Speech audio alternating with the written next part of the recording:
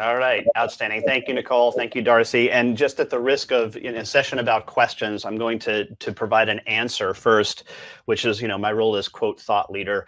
One of the answers tomorrow will be Dexy's Midnight Runners, just so you're clear. Will without question. There's no doubt that will be one of the answers tomorrow. But I do feel a little bit, and I know that those of you in the audience are of a certain age, like I am, that many of you will remember Romper Room. I was looking at the list of people coming in saying hello and where they're from, and I feel like at the end of the show they always did the magic mirror session. I see Michelle and I see Johnny and I see Michael and Amy and Brian and people I know. So glad to be with you guys today to talk about this topic. And want to jump right in and talk about the origin of this. The shut up and eat your French fries actually came from a now, how shall I put this, canceled comedian. You can look up his routine, who had this whole thing about his daughter asking him over and over again, why, and it culminates with him saying, you just got to shut up and eat your French fries, and that doesn't make you a bad parent because, that's ultimately what happens with these kids. They take you into this surreal land of having to understand and justify the whys of everything. But one of the things that I learned from watching this routine is that I don't like being told to shut up and eat my French fries.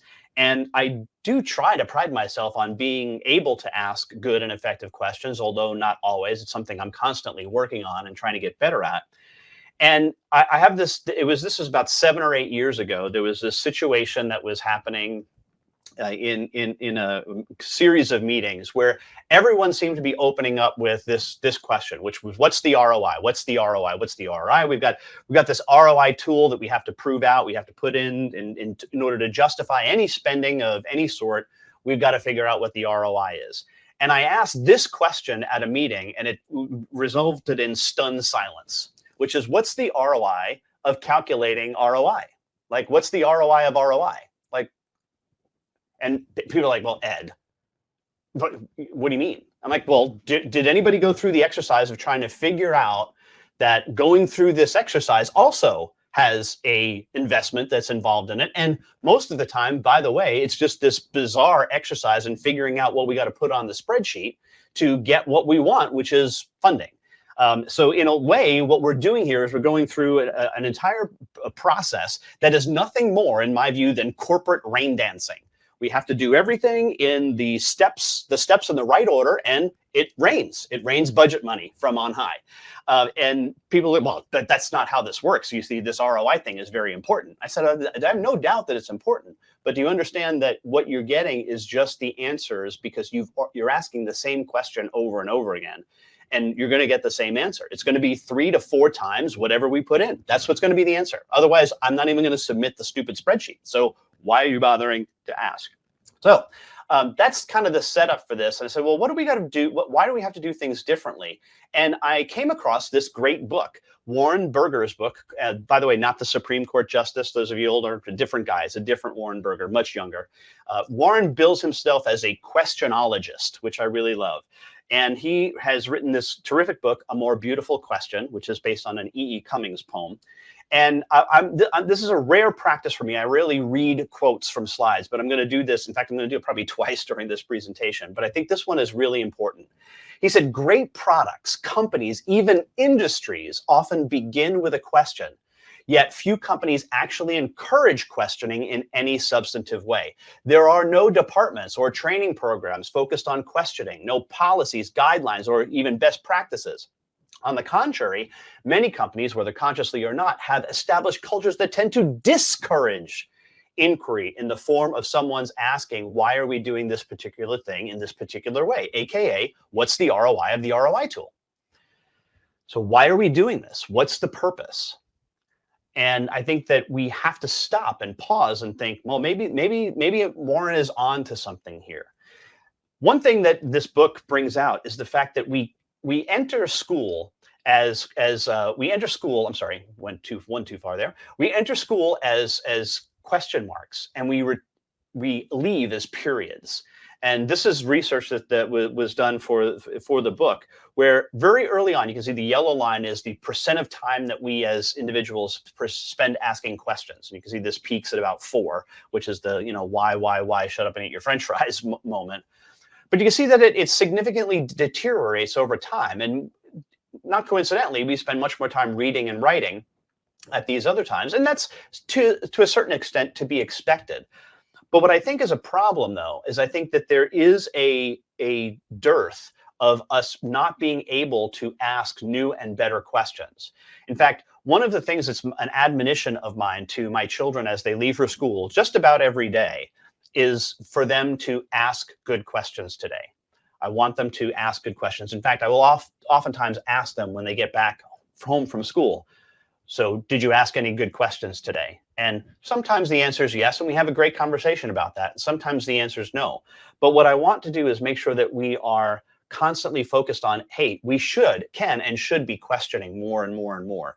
And I think that there's a lack of this. It's caused some problems. I'm going to talk about this very generally, and then I'm going to give you some extraordinarily specifics with regard to ERP and the places and the customers that we serve, and why I think this is so important. So first off, what do we want to talk about with regard to questions? And that is that what do questions determine? Well, it's all of these things. For example, the what's important and what's not is a priority question, right? What's the priority? That is what in order to be able to prioritize, we have to be able to ask the question, what is the priority? And I think we're pretty good at doing that. That's something that just has become subconscious for us, which I think is great. But one thing that's missing is this last one, is that we don't realize that our questions actually determine the actions and direct the actions of others. What do I mean by that? If we're early on in a process, say when we're doing discovery, let's say, it is our questions that really dictate and develop the conversation, not the answers that the customer or prospect gives to us. It's really our questions that are directing where this thing is going. And I think it's important for us to recognize that fact, that we're in control, especially early on, of our question asking ability has a huge impact on whether or not the perception of this solution being successful or not is going to occur. It's going to take some understanding and time for us to get to that point. I'm going to give you some very specifics on some of the language that I've used over the years to be able to do just that, to get to a real good understanding of the problem in terms that the customer will understand, not necessarily in what we need to do to develop the solution. So more on that in just a little bit. But as I said, I'm going to start out at a little bit slightly higher level, a little bit more philosophical, and start with this quote from one of my all-time favorite quotes from Eric Hoffer, who is born in Brooklyn, New York, and ended up being a longshoreman at the port of San Francisco for a number of years, retired from that and became a professor at UC Berkeley and was a self-taught philosopher ultimately. And he said this: language was invented to ask questions, because answers can be given with grunts and gestures, but questions must be spoken. That humanness came of age when we asked the first question. Social stagnation results, I love this part, social stagnation results not from the lack of answers, but from the absence of the impulse to ask questions. And I would add to that just a little bit, ask new and better questions. What are some of the new and better questions that we can be asking ourselves and our prospects and customers that will really allow us to get deeper, not only to understand their problem, but even with the relationship that we have with them.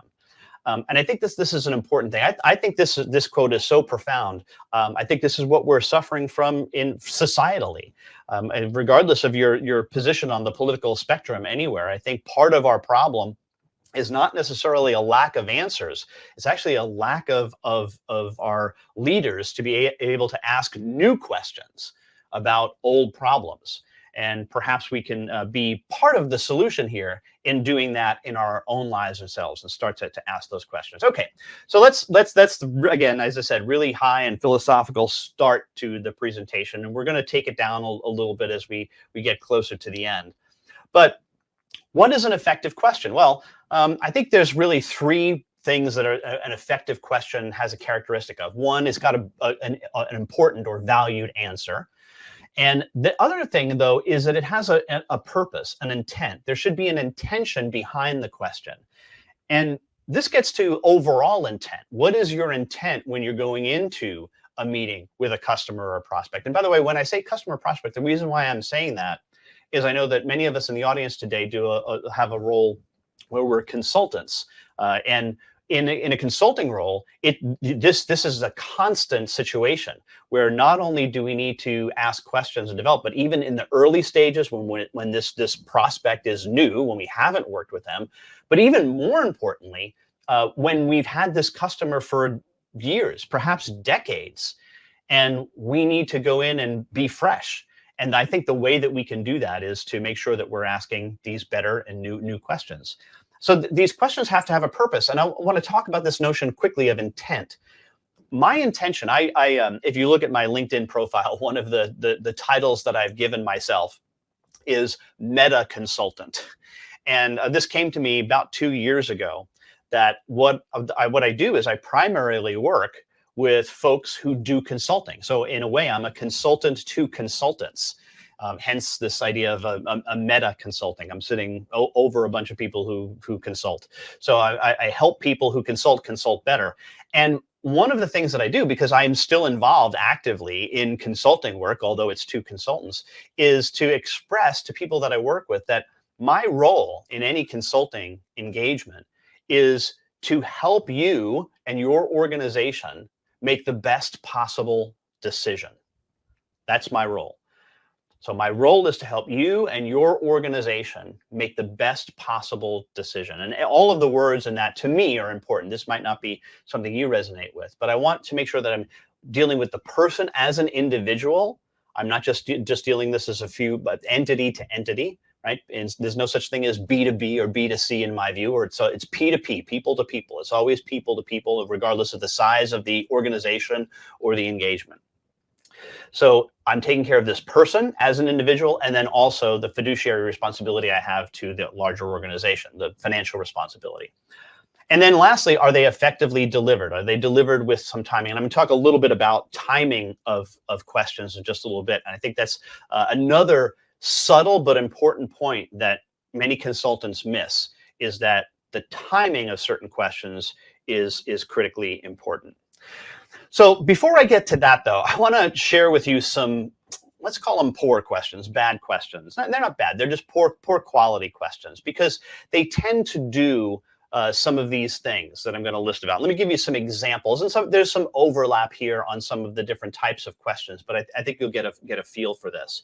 The first is questions that manipulate, and they usually begin with some kind of a statement like, your manager think this is a good idea, don't you agree? Right, so this is clearly a manipulative question that we're trying to get them. Similar to this is trying to gain power over someone. Are you with us? I mean, if you're not for us, you're against us, right? And this whole notion, are you with us on this? You got to be with us on this. Once the decision is made, right? We got to stand together. Could intimidate? Could this cost you your job? Questions that are boastful. What do you think of me? This is an old joke, right? But enough about you. So you're at a cocktail party. Well, enough about me. Let's talk about you. What do you think of me? And it's funny, but I think that this is often asked, but in a way that you might not recognize. And that's when we're in this process of developing or doing a solution presentation to back to a prospect or customer, and like, well, what do you think of that? What do you think? It's pretty good, huh? Right? And I think we have to be careful of that we're turning the tables on them. Instead of saying things like, will that help you? Is this something that could work for you? It's a lot of times it's us trying to say, hey, listen, didn't we do a great job on this? Didn't this do a fantastic job for you? And sometimes not in jest either. I actually just tripped up on this one and used this word, probably because it was planted in my head, but asked people what their fiduciary responsibility is here. This could be jargony or confusing to people. I actually heard this question once asked. I was sitting in on a prospect call and heard this question live. It was, have you created a CRM SaaS strategy that ensures future pull?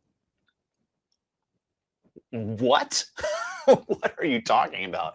No idea. So anyway, you got to be careful about that. And then questions that make you look bad. And I see a lot of this too, especially with consultants. Can I be honest with you? Can I be frank? Can I tell you the truth here? those are not good questions to ask, because it implies that all previous questions were not truthful, were not honest, were not frank, and that you've been withholding stuff from them. And I think that we need to certainly leverage off of our ability to create this trusted relationship, but to know that, hey, we're always in this mode of being honest. I'd rather be honest than liked in a lot of cases. So this question about asking if can I be honest with you, not really a good question. But as I said, those are pretty obvious. I think when I take you through them, and I was using, yes, classically absurd amples with this. This next one, though, this ask how too early, is what I was talking about earlier about the subtlety of the timing of questions and why they are important. Now, I've got to be careful here, because I've got about 15 minutes left, and I could spend easily an hour and a half on this slide alone. Some of you who have seen me present before probably have seen me pick and choose from different questions and talk about this. I do have a session where I do nothing but talk about this slide for an hour. And it's hard to get it all in, because there's so much that can be done from this. But this material I pilfered from the great Peter Block. And if you have not come across or read any Peter Block, highly recommend him. B-L-O-C-K, just like it's Peter Block. And two books out of the chute that I'll recommend. One is his probably all-time classic, is called Flawless Consulting. I own, actually, they're back here, all 3 editions of the book, because it's made such an impact on me. But Flawless Consulting. But then where this set of questions is from his book called The Answer to How is Yes. The answer to how is yes. And I love that title, by the way, because it really, I think, tells it's intriguing. It draws you closer to say, what are you talking about? The answer to how is yes. Tell me more about that. Anyway, here's what in this book, Peter Block posits this. He said, most of the time in business, like 80 to 90% of the time in business, we are having conversations about the questions that are on the left-hand side of this slide. How do you do it? How long will it take? How much does it cost? How do you get these people to change? How do you measure it? And how have other people done it successfully? That this is the dominant part of the conversations that we're having. Now, certainly the things change, like the pronouns change. Who is the you, right? The you in this, the it, the circumstances. I get it. But the format of the question, the framework of the questions remain the same.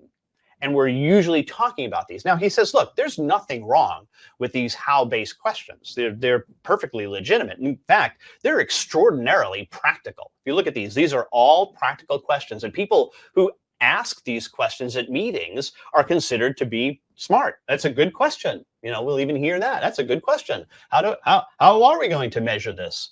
And it's not that these questions are unimportant. They are important.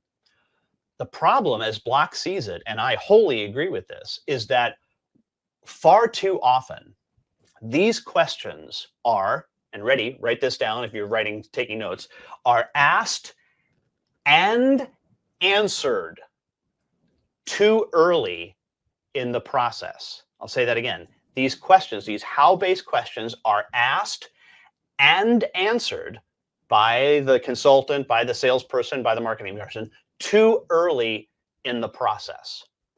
And what Block says is we have to be careful, because these how-based questions are our human beings, all of us today. These are our natural defense mechanisms against change. If we don't want change to occur, what we do is we ask the person who's proposing the change this series of how-based questions. And if they don't have answers for it, we can then put up resistance and say, I don't think we should do this, because Fred doesn't have the answers to these questions. Now, what I think is important to note here is that Block is saying what we do need to do, and as consultants, I think this is one of our primary functions, is to assist when we hear these questions too early in the process, is first, not to answer them, but two, to help shift them over to what Block calls the what matters or yes questions. The answer to how is yes, or what matters questions. Now, these, again, can take slightly different formats. When giving this presentation, I'm often asked, well, you use what? Is it okay if I use why? And like, fine, whatever. You can take these questions as block posits them here and make adjustments to them so that the essence of the question is the same. That's totally fine. I get that. But what I think is important is the shift off the practical nature of this. Let me give you a couple of quick examples of how this is a problem. The one question that seems so easy is like, how long is this going to take? How long is this going to take? By the way, this is a problematic questions for those of you who continue to bill by the hour, which is a totally different presentation. But those of you who continue to bill by the hour, because those of you who bill by the hour interpret this question oftentimes 180 degrees different from the person who's asking the question. A lot of times when someone's asking you, how long will this take? They are not asking you, you ready? They are not asking you how many hours this is going to take. They're not asking you a pricing question. They are not asking you a question of effort. They are asking you a question of duration. What they want to know is, when can I have it? When will it be delivered? Not how many hours is it going to take you to do. And those of you who are stuck in this mindset of billing by the hour will oftentimes, when are asked this question, how long is this going to take? You're going to say 4 hours. And they're going to look at you like you're insane because they're asking you, when can I have this? And you're saying, it's like, what are we having for dinner tonight? Blue. We're having blue for dinner. Blue? What are you talking about, blue? Right? Well, the meat is blue. I don't understand. Right? So when somebody says, how long will this take? Be careful of that. So really what we're trying to get them to switch over is, what is the commitment they're willing to make? When they ask, how long will this take? Again, really admitting duration. What we're trying to understand is, oh, okay, what we really need to find here is, are they committed to this? Because if you answer this question too early, it goes something like this. How long is this going to take? Well, it's going to take about 4 months. No, we don't have 4 months. Or 4 months, that's way too fast. There's no way we can get all this done in 4 months. See, you're being set up. You're being set up. There's, regardless of what your answer, which is why we hedge and say something like, well, it's going to be somewhere between 3 and 18 months or 3 and 6 months or something. Just because what we're trying to do is that, well, let's create a large enough range so that they can't object to our answer, right? But that's the problem, is they are trying to object to the answer, and you're answering the question too early. If you have that sneaking suspicion that you have to put a range on anything, it means you're answering the question too early. So that should be something that's stuck in your head. Like, wait a minute, if I want a range here, I should not be answering this question. All right. So just stick that in there. All right. I want to jump ahead now to something that I think is really important for us to get to. And that is this understanding of some questions, of some examples of great questions. I've only got about 7 minutes left, so we're going to go through this pretty quickly. So the first is this. This is one of the most subtle but most important questions that I think a consultant can ask. And it's this. Would it be appropriate at this time to ask you a few questions? I can't tell you how important it is, from my perspective, for consultants to ask permission to ask questions. And I know this sounds really strange, but what I've found is that when I ask this question, overwhelmingly, the conversations that happen after it are considerably better. Considerably better.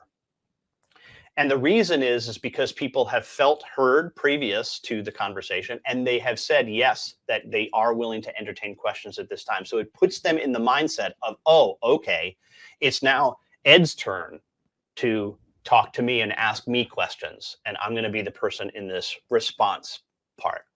So it's really important that we do this. All right.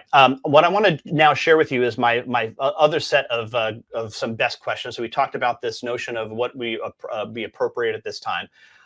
Here's another question that I really like, which is to ask, what is the crossroads you face at this time? Now, there's a variation on this question that I've been experimenting with, that you can take this one. The crossroad, I like the crossroad question because you don't often hear the word crossroad in business. And it's not, and so it takes people's brain out of the context of getting stuck on, oh, we're talking about decision making, blah, blah, blah, blah. If you don't feel comfortable with that, because a lot of folks are like, that's a little bit of a funky word, then try this variation on it instead, which is, in the next 3 to 6 months, what are the decisions that your organization needs to make? And I really like that question as well. It's a more business-oriented question. And again, I like the Crossroads piece of it for the aforementioned reasons. But if I ask, what are the decisions that you need to make in the next 3 to 6 months? This, first of all, it puts the time frame about, it's not immediately. What's the biggest problem that you face right now? It allows future directedness. So we are talking about the future and not something that's immediate and urgent that we have to deal with right now and today. So it's out there a little bit.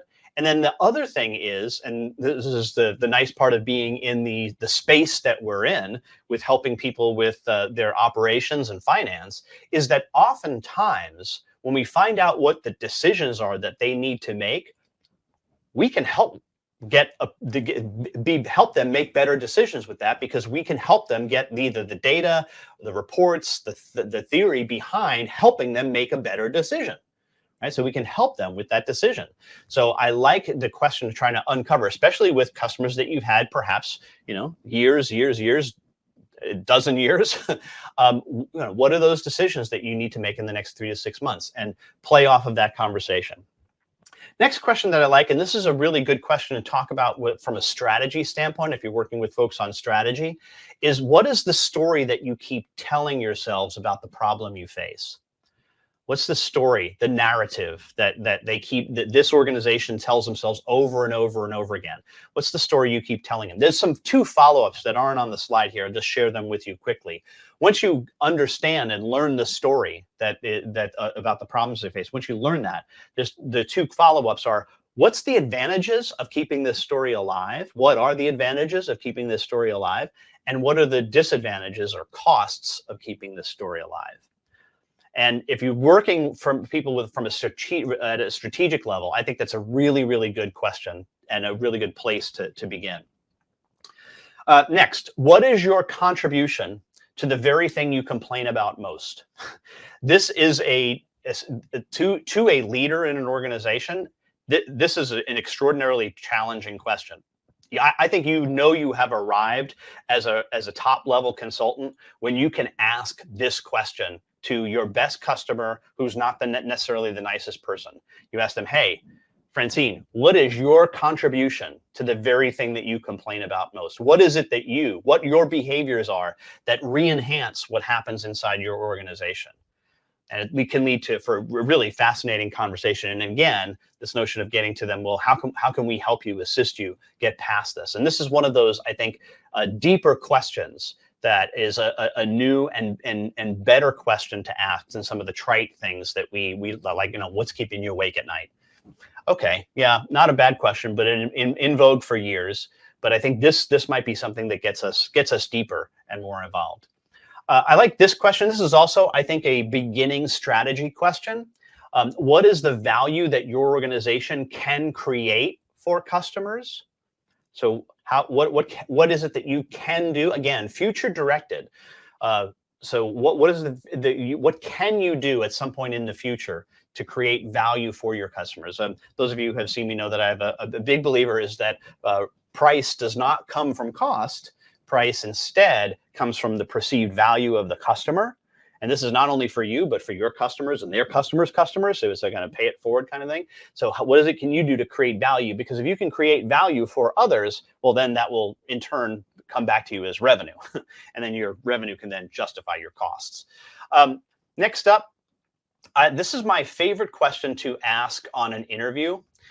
In fact, I'm on record as saying that if I could only ask a prospective colleague one question and make a hiring decision, it would be this question: who are your heroes and why? And because I think this question gets to the heart of who people are at their very core, who they find as heroes. So perhaps this would be a good thing for your networking event to ask people who their heroes are and why, and just see if that conversation gets going. I find it absolutely fascinating, and there's lots of subtle reasons for that as well that I don't have time to go into here. I'm going to leave you with this, which is what Peter Block calls the mother of all questions, the mother of all questions, because it's a question that can only be pondered. It cannot be can it be answered definitively? We only can think about this and make this into our and incorporate it into our being. And that is this: what is the question that, if you had the answer, would make you free? Now you take yourself through and process that. First of all, you're only coming up with another question. What is the question that, if you had the answer, would make you free? Well, you got to find out, what is free? What does free mean to you? Is that the question? So ponder that one. Share that with you. Another way to begin to think about this from a philosophical standpoint. But anyway, it's been a joy to get a chance to talk with you today. Yes, I know you're going to have an eval from the conference, but if some of you could just quick jot this website down, edkless.com/eval, and go fill out my personal evaluation, it would be fantastic. I really would appreciate it. So thanks so much, and hope you guys have a great rest of your conference. Thank you so much, Ed. That was really fantastic. Really, really valuable, at least to me. So thank you so much. Well, you know, if it was valuable to Nicole, then I'm good with it. I'm good. Thank you so much. So we're right at time, guys. So everyone, right now, correct me if I'm wrong. Let me get my schedule here. We have Repay right now at 11:45. So everyone head over to Repay and check out Repay's session. Thanks again, Ed, and thanks everyone again for joining us. Thank you. All right.